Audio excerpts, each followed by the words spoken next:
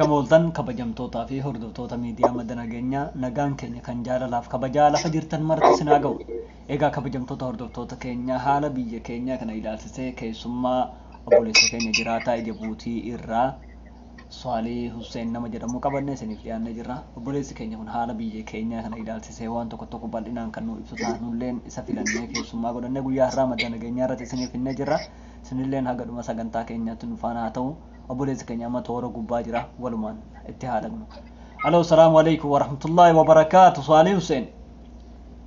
Waalaikum assalaam warahmatullaahi wabarakaatuh. Akkami nagaa fayyaa jirtu? Nagaa alhamdulillah galanni kanatti Ayyee baga jiraatte gaa madda nageenyaa irratti saatii keenya kabajjee nu argamu keetiif ulfaadhu siin jenna. Meegaa akkuma beekamu biyyi keenya haala irra jirtu walumaan beeknaa yeroo ammaa kanatti gaa sirni nafxeenyaa duguggaa sanyii nurratti raawwachuudhaaf gaa waan qabu hunda fixatee nurratti yaaleera gaa'ee qabeenya keenya barbadeessee nama keenyallee buqqisee waa hedduu dalagee jira. Kun osoo akka kanaan jiru miidhamni uummata keenyaa osoo mootummaa kanatti hin ibsamin uummanni keenya buqqee osoo mootummaa kanaan gargaarsa argatin yeroo ammaa kanatti miidhama uummata keenyaa san hunda tarkaanfatanii akka waan uummanni keenya badii dalageetti fakkeessanii uummanni keenya muka jalatti bonaan rakkachaa osoo jiru kana hunda godhanii yeroo ammaa kana araara jedhaniiti gaa kaabinoonni bilxiqinnaa olii gadi naannahaa jirti. Mee ati araarri Oromoo fi Amaaraa kun ka darbee fi ka ammatti deemaa jiran kun mee Oromoon araara kana keessatti araarri Oromoodhaaf maali? Diina amma biyyattii weeraraa jiru kanaaf Oromoon gatteessee araara waliin jechuun kun miidhaa akkam fide eeganaa hoo miidhaa akkam fide jettee yaaddameeti? Buna wanni nurra deemaa jiru kun oolee buleera jiraamaan kun yaamoo Oromoo walloo kanarratti uummata walloo kanarratti mootummaan dhufaa darbaa ilaalcha badaadhaan laalaa dhufe amma ammaatillee diraamaan nurra taphataa darbe diraamaan tuni bara darbe bara achi aanu assaaminoo xiggeetti eegale uummata Oromoo tana walloo tana cabsee uummata tana dhabama gochuudhaaf akka bukkoon kaafanne jecha. Kanaaf bara darbellee gaa uummati keenya ofirraa irra aanee qabsuu argan mootummaa federaalaadhaa makalaakaa jedheeti gadi erga uummata keenya haala itti cabsu jecha. Yeroo kanatti uummati keenya hidhannoo saadaa akka hiikkatee mana kaa'u isa argame immoo akka irraa guuran. Ani kan na gaddisiisu garuu ummatumaan afaan maanguddootiin afaan keenya dubbatanii abbootan keenya kun yeroo hundaaf dammaqina hammana gahu dhabuun isaanii inni ammaa kun isaan keessaa imaama masgiidaarraa kan ka'e. Oromoo qofa miti ilaalchi isaanii diinaa fi oromummaa lafarraa nu kaasuudha kan barbaadanii jecha. Lafi kun keessatti miti gara wallangat galaadha kan jechaa jiran jecha. Yeroo ammaa kanatti immoo namni wabii hin qabne namni lafa hin qabne jireenya hin qabu jireenya isaatii fi lafa isaa kana dhabaatiin maanguddoomti amma immoo hawaasa keenya walakkaa uummata Amaaraa kanaa fi uummati keenya yeroo baay'eedhaaf waliin jiraataa ture. Amma uummata Amaaraa sanii fi uummata Oromoo san walakkaa miidhagduun kan jirtu. Gidduun mootummaa Amaaraatii fi liyyuu Amaaraa yeroo bobboose kanaa fi Oromoo rakkoon ni fedha.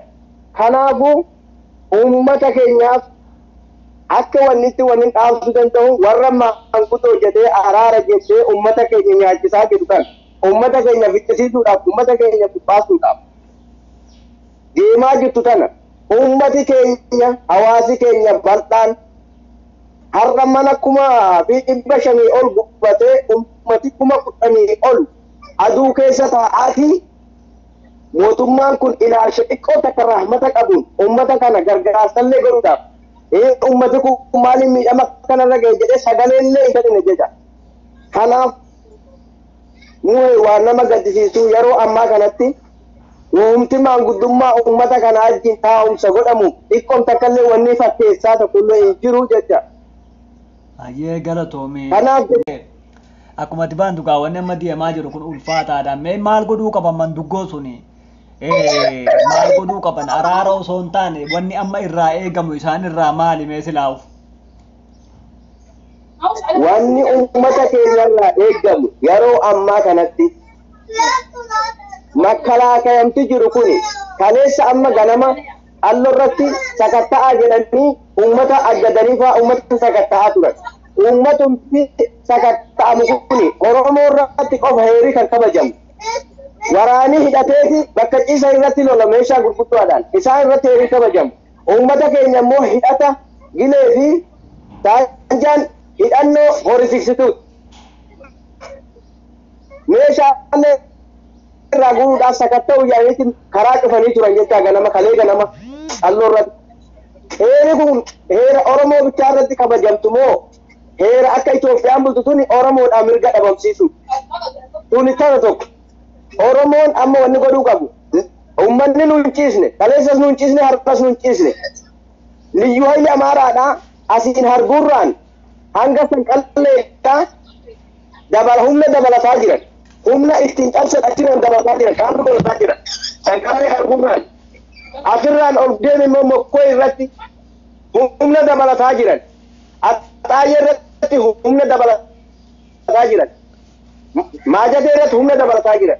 Araara kam inni kamisee keessaa immoo soskoohuudhaaf uummataa fi uummata Amaaraatiin araarsu jedhanii uummata raffisuu fi uummata humna dhabsiisuudhaaf wanni soskoohamaa jiru jecha. Uummata keenya kanaaf wanni hin dhaamsu. Hawaasa keenyaaf wanni hin dhaamsu. Dhaamsatti deemina jaalala keenya mee haa ta'u egaa yeroo ammaa kana akkuma ati jette sanqallee bakkoota garaagaraatti akkuma ati baantu humna buufataa jiran yeroo ammaa kana wanni isaan siluu yeroo dheeraatti yaadaa turan waan akkanaa kana bootaa tolchatuudha yoo laalte amma magaalaa Makkannaa Jiile Dhummuugaa jalaa baasanii Ifraataa Gizim Shawaa kana jala Shawaa Roobii jala bulshanii asuma immoo Harbuu yoo fudhattee jalaa baasanii Mokkoyii jala bulshanii akkasumatti illee amma Saanqallee yoo laalte maqaa Hurgobbaatiin aanaa hundeessanii kun aanaa Hurgobbaatti jedhanii baatee fi uummata dawweedhaa addaan kutanii walakkaa sana amma makee konkolaataan darbee baatee fi dawween akka ofii fedhe hin dirmatu jechuudha amma achi keessatti jechuudha walakkaa kana addaan kutanii addaan cicciranii beetee nyaachuudhaaf sochii hedduu godhaa jiran. Kana mee uummanni keenya bifa kamiin hubachuu qaba? Rafnus sochii goonus jarri kun nu nyaachuudhaaf siyaasaa irra guddoo angootitti biyya saniitiin siyaasaan geemiin siyaasaa uummata keenya irratti taphataa jira. Uummanni keenya bara baraan dhiigaa jiraachuurra waan kana akkam godhuu qaba jettee yaadameeti kanarratti. Ani akka yaada nama tokkotti uummati keenya ofirraa qoratu hanga danda'e eenyuma sosoha uummata keenya kanatu gara bal'ina qabaa gara maanguddoo kanatti dafeeti amantaa fudhatu. Maanguddoomti amma araara jettee fincila baasu tuni afaan Oromoo dubbattee harbuu deemuu hin dandeessu moo dhugaatii dubbisa kaleessuma bilbilee ture gabayaa harbuudhaa afaan Oromoo dubbattee keessa deemuu hin dandeessu dalgoo hidhattee keessa deemuu hin dandeessu sagoon deemin harbuma jecha kun hundi maali isaan kan qindeeffataniidhaan afaan Oromootii fi Oromoo balleessuudhaaf lafa walloo sanarraa Oromoo balleessu wallangaa galaa kan jedhan ifumatti ifaa bilisatti lafa armaan qabdanii wallangaa galaa kan jedhan ifaa bilisatti. Kanaafuu ummati keenya ummata wallangaa galaa kan jedhan kanaaf ummanni keenya warroonni kana cicciraman kunoo maal godhuu qaban? Jiraattonni magaalaa Makkannaas kanneen Arbuu keessa ta'anis Saanqallee keessa jiranis uummanni kun akkamitti dammaquu qaba? Warroonni isaan cinaa jiran bifa kamiin dammaqanii waan kanarratti tarkaanfii fudhatuu qaban akka wanni kun hin cinciramnetti. Warroonni biyyattii bulchaa jiran immoo silaa akkuma waliin agarru kana tafakkeessaa jiran kanarratti uummati Harbuu kun uummati Saanqallee kun yoo ni nagaa qabaannee jiraanne waliin jiraachuu danda'a. Ummati Saanqalleedha gami guddaan Oromoodhaan ummata Amaaraa afaan Amaaraa dubbatutti achirra wanni jedhamalee horteen ishiidhaa guutumti qamana baasee Oromoodha kan guddisu jecha Oromoo dhoksisuudhaaf kaambii ofirra ijaaran kanaan way waliin dhabamu way ofirraa kaasuu isaanii akkuma keenya ofirraa kaasuu garuu diinaaf meeshaa godhanii waliin jiraannaaf fuula duraa'is wanta isaa ta'ummi mootummaa hin qabnune mootummaan abbaan nurra bobbaase bakka bu'aan keenya paarlaamaa keessatti aggaa akkas ummata keenya irratti maqaa itti moggaasanii fixaa jiran aggaa jedhu lubbuu hammanaadhaa ambulaans keessaa baasanii liyyuu hayliin akka ilmoo namaadhaa akkasiin godhamu akka bofaatti mataa dhahanii ambulaans keessaa ajjeesame. Asanii takka ittiin dhagahamne jecha gurbaa kana mootummaa federaalaa jecha abbaan nurra bobbaaseeru mootummaa federaalaati. Ammas immoo abbaan kumaandi booksii nurra dhaabeeru mootummaa federaalaati.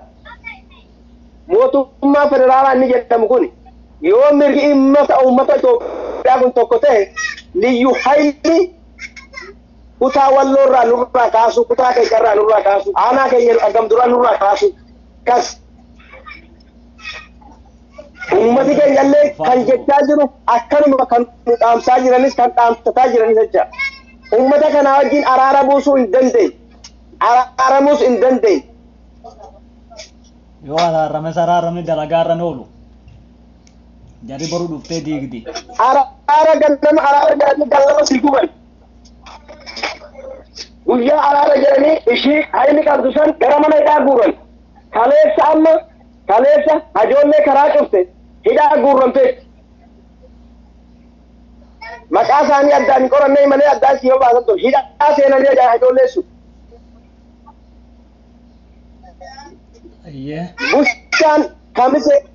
Bushaan kamiseedha. Yoo dhugaa saba kanaa hin dhaabbadha. Saba kana wajjin fakkaata kan jedhu yoo taate dhibbumaa dhibba gara sabaa ta'ee sabaa dhaabbatuu qabu. Saba fakkaatee fuula lamaan ummata siisisaa ummata irraa hawwee hiisisaa ani sabaa wajjin jira yoo afaan hin jedhan bakkalee irratti ummati keenya namni gargaaru dhabeeraa dirmadhaa ummata keenya hin dirmanda dhugamu. Garuu ummata keenya akka dirmannutti ummata keenya fuula lamaaf ficcisiisuu otoo hin tahin fuula tokkoon ummata keenya fakkaatanii makkaraakaayis agga sakatta'uudhaaf wanni jedhe waan sakatta'atan hin qabdan ummata keenya nutu busha. Maali ummata addaan qabu yoo ta'u addaan qabu ummata irraa hiiksisuu yoo ta'u tokkorraa hiiksisee tokko hiiksisuu hidhachiisuu otoo hin tahin liyyuu hayli abbaan gondarii dhufee mana gabareedhaa qotatee bulee kan waan takka hin beekne qabeenya isaa wajjin kan barbadaa'e jecha humna mootummaatiin jecha har'a kumaandi boosiin godhamuu qabu amaaraa kilil irratti oromoo irratti otoo hin ta'in. Kanaaf Ammii Mu'eetii fi Ahmada san kabajaadhaan ummata keenya maqaa shaneetiin maqaa daabwaniitiin hidhameeru kamisee keessa jira Aliyyuu Steefaan hajoolleen baay'een jira yoo ummata wajjin jirra ummata keenya wajjin dhabamne yoo jedhan isaanillee akka hidhaa nuu baasan dhaamsa kana nuu dabarsitan. Ammallee sakatta'aa jedhaniifa ummata keenya dafka adii daftee qawwee bitate horeessittuu qawwee bitate qawwee irraa akka hin fuusisne qawwee irraa akka hin hiiksisne dhaamsa kana nu dhaamsa. Wanni araara jedduu hin jirtu shi araari jedhamtu soba har'as araaranii kaasuuf gorus hin soba nafxanyaan olaantummaa malee wajjin jiraannaa hin beektu kanaafuu wajjin jiraachuu hin dandeenyu araara isaanii wajjin goruu hin dandeenyu. Kana saba keenya bal'aadhaaf nu dhaamsa. Ajee galatoome inshallah mata keenya biraan ni geenya inshallah yoo rabbi dheeraa ta'e egaa akkuma beekamu yeroo ammaa kana shiraa adda addaatu biyyattii keessatti deemaa jira akkuma garuu yoo laalte barre waliigaltee hin qaban isaanumti warrumti amma naajillee dhumuugaa bulchuus akka godinaatti bulchuus haangoo irratti walii hinaafu haangoo irratti wal dorgommii fedhii haangoo dheebuu haangoo isaaniitti sukkaar dabalanii sukkaar mi'eeffachuu malee waliigalteedhaan gattaanii rakkoo tokko waliin ka furan agarre akkati waantu beekte hunduu nafsiyyaa tana qaban beektee warra nafsiyyaadhaan deemu waan ta'eef akka itti wallaalle jara kana haa ta'uuti garuu hojii isaanii ni argatanii hin turti malee beektee turtulleen hojii isaanii numa argatanii haa ta'uuti garuu ummanni keenya warri biyya alaa kunoo warra biyya keenya akka ummanni keenya akka mootummaa isaa dhaabbatu hin qabne akka dhaabbilee isaa dhaabbatu hin qabne agartan kunoo dhaabbileen gargaarsa mirga namoomaa jettulleen akka isaan hin dhaabbanne isaanuma cinaatti akka uummata amaaraa kana gargaaraa jirtu agarte ummanni keenya biyya ambaa kana keessa jiru maal godhuu qaba ummanni oromoo bal'aan uummata keenya kana.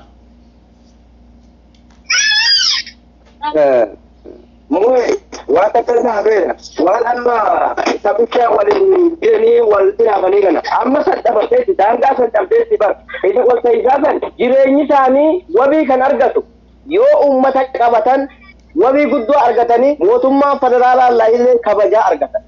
Yoo ummata kana qabatan ummati walloodha rabbi tokkicha malee mootummaa hin qabu. Kanatti aansee isaanumti wabiidhaan jiraachuuf aangoon kanarra kan barbaadan yoo ta'e yoo mi'aa aangoollee kan barbaadan ta'e wabii ummata isaanii kana yoo eegsisan isaanillee wabii argatanii kabajaa argatan. Yookaan eeggadda amma lolii kan banamte isaan dhabamsiisu turan. Ahmada sanii fi ammii mu'eejjeesanii ofii aangoo isaanii dhuunfatuuf turan jecha hin taane salphisaman malee tuni akkas. Amma inni wal ta'uu sunii fi isaan walakkaa sun adda. Garuu amma diina deebisuudhaaf uummata isaanii kana wabii godhatuu qabanii, uummata isaanii tokko ta'anii bira dhaabbatuu qabanii, uummata isaanii yoo dhaabbatan wabii argatan. Amma maallaqa dabarsine jira gargaaraa jennee uummata ala jiruuf. Baankii Itoophiyaa kun baankumtichi 10,000 jechuun baasan jedhanii halkichallee akka baasnee gargaaru rakkanneerra jecha. Diinummaa hammana ga'uurra qabamu mootummaan kun. Kanaa wajjin akkamitti araarama? Maallaquma amma gargaarsa walii qabnee gadi buufnu baankii keessa adda tokko nuu kennuu didaniira jecha. Guyyaan 10,000 malee hin jiranii hammanallee dhiibbaa hammana ga'uun godhu jireenya. Kana argaatii dhiibbaa kana argaatii uummati keenya biyya alaa hedduu haa kabajaman. Suudii keessas ajoolleen ni jirti maasha Allah. Ajoolleen biyya alaadhaan waan qabduun uummata isaa bira dhaabbatuudhaaf boodan jedhu. Garuu maallaqumti kun bu'ee baankii keessaa bakka takka baasuudhaaf didaa jiraa jecha mootummaan kun. Kunumti maali? Diinummaa ilmaan Oromoo kan biyya alaatiinis biyya keessaanis ani waliin dhaabu uummata Oromootiif kutaa 11 wanni nu baasu tokkummaa qofa. Yeroo walloon gubattu taa'ee ilaaluu doon ta'in Harargee ka'uu qaba, Arusiin ka'uu qaba, Jimmi ka'uu qaba. Gujii fi Wallagga bara 3 fixe, Wallos bara 3 fixe, takka Afaarii Wallos, takka Yuhailii Wallos lolii irraan dhaabban. Kuni salphina ilmaan Oromoo guutumatti kan waqabecha. Kuni maali? Walirratti ilaaluudhaan kan ka'e. Hayyootan keenya baafatuudhaaf, wabii godhatuudhaaf, Oromoon of kabachiisuu kan qabu tokkummaadhaan walirra dhaabbatuu qabna. Walirra haa dhaabbannuun jedhamu hunduruuti. Ayyee galatoome obboleessa keenya akka ajaa'ibaatiif teetta. Mee amma walumaa galatti sa'aatiin teenya waan deemaa jirtuuf gabaabsiiti. Uummata Oromootiif ergaa maal qabda kan biyya keessaa biyya alaa jiraniif? Ani uummata Oromootiif kan hin ergaa qabu uummata Oromoo kan biyya keessaati. Warra ammaan durallee yeroo wayyaanee san mootummaa kanaa achi mootummaan biraa hin jiru jedhamee warra nu fiigsaa ture jira. Yeroo ilmaan Oromoodhaa akka sangaadhaa elmame yeroo harka murame miila murame guutuu wayyaanee kanaa achi mootummaa kan jiru turan. Har'a immoo yeroo jijjiiramaa sanis ilmaan Oromoo kun garaan bal'aadha dhiifama godhee waliin deemneeti. Ammas ilmaan Oromoo ajjeesamaa, hidhamaa, arihamaa, qe'eesaa gubamaa mootummaa kana achi hin jiru jedhamee mootummaa kana achiin sobaan uummata nyaachisuurra akka of qusatanii jedhani kaadiree bilxiginnaa guutumaa guututti akka sabummaatti.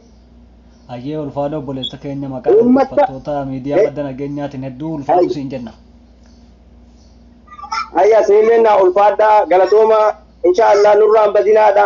Dhaamsa ummata Oromoo keenya ummataa fi sagalee nu taasisan jenna jajjabaadhaa siinillee rabbiis na eegu rabbiis na jiraachisu inshaallah kan walumaan bilisoomnee gammannu rabbiin nu haa godhu fuula duraaf.